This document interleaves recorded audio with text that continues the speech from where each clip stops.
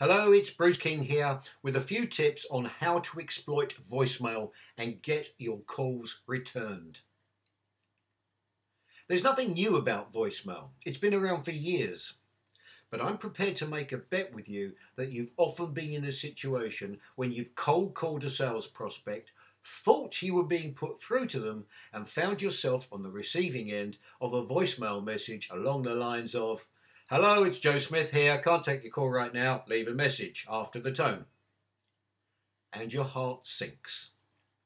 And even when I'm coaching seasoned and experienced sales professionals who've heard a similar message hundreds of times before, they still often either hang up or get flustered, are not quite sure what to say, blurt out a message, and afterwards wished they'd given it a little more thought and were more prepared. Sound familiar? And one of the most frequent questions I get asked when I'm running a sales masterclass is, should I leave a voicemail message or not? So here's what you'll learn in this brief video. Why it's essential to leave a voicemail message. How to construct messages that get listened to. The 30-second rule, the rule of 1 in 40, and the rule of 7. So, why is it essential to leave a voicemail message? It's because people do business with people. You can send them well-written emails with links to your website, your photo, free info. You can send letters, brochures, and other paraphernalia, but nothing can replace you. And leaving a well-crafted voicemail message lets them hear your voice. It's your first opportunity for them to form a picture of you and form an opinion of you, your personality, your professionalism. It's your opportunity to secure your image in your prospect's mind, promote your personal brand and your company's brand. There is nothing more important you can send them that will replace your voice. So let's look at how we construct voice messages that get listened to, which brings me on to the 30-second rule. Your message should never be more than 30 seconds long. That's the maximum attention span for a voicemail message left for someone who does not yet know you. It needs to include the following: your name. Your position and company name are not essential, unless your position is particularly impressive and your company name has some meaning. For example, if your company name is J. Smith & Sons, it tells the listener nothing. So don't waste your time with meaningless info. If, on the other hand, you were a company with a name like XYZ Nuclear Waste Disposals, that would be meaningful to someone who has nuclear waste to get rid of. State whom you are calling for, their name. People like to hear the sound of their own name, and it shows you are calling for them and not just anyone who happens to pick up the telephone. The precise time and date of your call. Very few people do this, and it makes the listener sit up and take notice. It demonstrates a high degree of professionalism.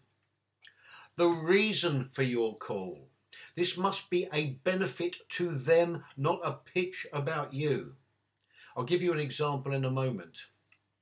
A request for them to call you back, your telephone number repeated twice, and a thank you for listening, followed by an expectation that they will call you back. So let's take an example. Here's one of mine. Mr. Smith, it's Bruce King calling at 10:25 a.m. on the 3rd of July. I'm working with several companies in your sector, all of whom have been having a challenge with their sales team failing to meet or exceed their sales targets. We've helped them to increase sales by at least 50% in the space of a few months. I'd like to set up a meeting to discuss if you're having similar challenges, and if so, how we might help you too. Please call me back on 01923 859977. I'll repeat that, 01923 859977. I look forward to speaking with you, Mr. Smith. Thank you for listening. That's a good message. All the features that I mentioned incorporated and in under 30 seconds with a big benefit for Mr. Smith. But that brings me on to the rule of 40. Because no matter how good your message is, you have only one chance in 40 your call will be returned the first time you leave a message. Which means you almost always have to call more than once. And the average professional salesperson rarely calls more than 3 times. Most people who cold call me and leave a voicemail very rarely leave a good one and never call back again. They quit at 1. Which brings me on to the rule of 7. You need a series of 7 messages because most calls are returned after up to 7 excellent voicemail messages are left. Providing you're well prepared with what you're going to say and allowing for the time it takes to dial the number and update your CRM, this is not going to take more than 7 minutes of your time.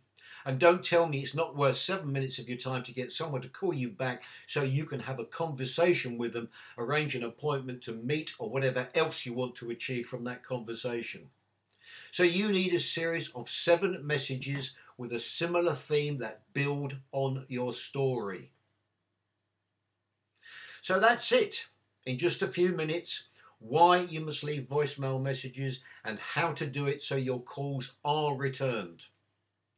Now imagine what I could show you if you spent a few hours with me. Until then, have a great day, every day.